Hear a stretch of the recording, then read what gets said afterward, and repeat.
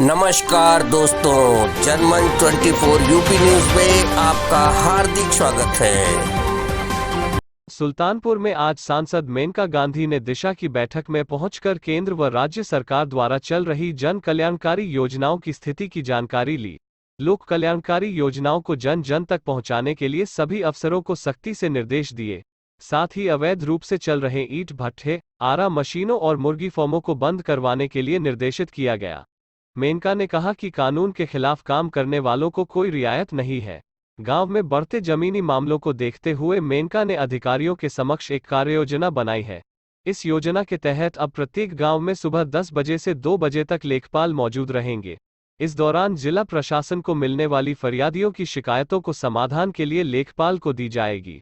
इस दौरान लेखपाल के साथ पुलिस भी मौजूद रहेगी। दोनों मिलकर प्रतिदिन करीब 10 शिकायतों को निस्तारित करेंगे। इससे जमीनी विवाद तो कम होंगे ही, साथ ही पुलिस पर प्रेशर कम होगा और वे क्राइम की घटनाओं का आराम से खुलासा कर सकेंगे। बैठक में जिला अस्पताल में डॉक्टर और स्टाफ की कमी को भी लेकर चर्चा की गई। मेनका ने कहा कि जिला अस्पताल में स्पेशलिस्ट डॉक्टरों की कमी है।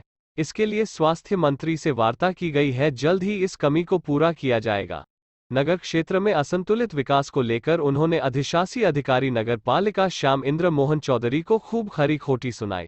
उन्होंने कहा, जब नगर पालिका में बोर्ड और सभासद मौजूद है तो उनकी सलाह लेकर विकास कार्यों को अंजाम क्यों नहीं दिया जाता। पालिका अध्यक्ष के पति क्यों सरकारी दस्तावेजों में हस्तक्षेप करते हैं। नगर पालिका की गोपनीय फाइलों को देखने का अधिकार उन्हें क्यों दिया जाता है। जनता ने जिसे पालिका अध्यक्ष चुना है उसी को अपना कार्य करने दिया जाना चाहिए, न कि उनके पूरे खानदान को नगर पालिका चलाने का अधिकार जनता ने दिया है। उन्होंने जिलाधिकारी को भी इस विषय को गंभीरता से लेने के लिए कहा है। निकासी सभी कार्य योजनाओं पर निगरानी करने की ताकीद की। काफ़ी प्रगति है, बहुत सारी चीज़ें की गई हैं और बहुत सारी चीज़ें जैसे ज़िंदगी है करने को बाकी है। जैसे अभी आपने मुर्गी के खोखे, पशु बाजार और जो अवैध ईंट भट्ठे चल रहे हैं उनको बंद करने की बात की है आपने। अब ये जो कानून के नीचे आता है वो रह सकता है, जो कानून के दायरे में नहीं आता है उसको तो बंद करना ज़रूरी है। समय आ गया कि हम लोग हर चीज़ कानून के मुताबिक करें। बैठक में अभी आपने जो ज़मीनी विवाद हैं गाँव में बहुत बड़े स्तर पर हैं, एक कार्य योजना बनाई है, क्या है कार्य योजना? ये है कि रोज़ लेखपाल गांव में जाकर के 10 से 2 बजे तक बैठा रहेगा और उसमें एक पुलिस और डीएम, एसपी और डीएम एक लिस्ट देंगे कि कितने कितने ज़मीनी विवाद हैं। वो एक के बाद एक वो सुलझाते जाएगा और हर महीने उससे हिसाब लिया जाएगा।